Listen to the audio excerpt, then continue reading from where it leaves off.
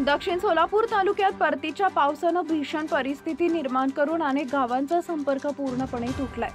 पुराच्या पाण्यानं शिंदखेडा, सांजवड या गावांमध्ये अनेक संसार उद्ध्वस्त होत असताना समाजातील सजग व्यक्ती म्हणून रजाक मालक यांनी मदतीचा हात पुढे केलाय।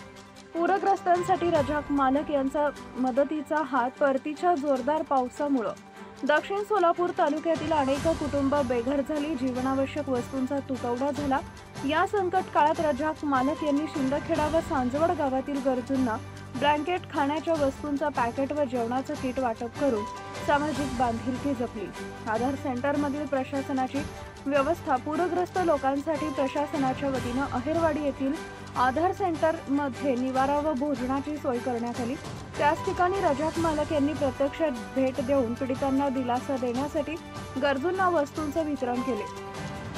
सर्वत्र कौतुकाचा वर्षाव रजाक मालक यांच्या या समाजोपयोगी कार्याचा सर्व स्तरातून होत आहे। संकटाच्या काळात मदतीचा हात दिल्यामुळे समाजात सकारात्मकतेचा संदेश पसरत आहे।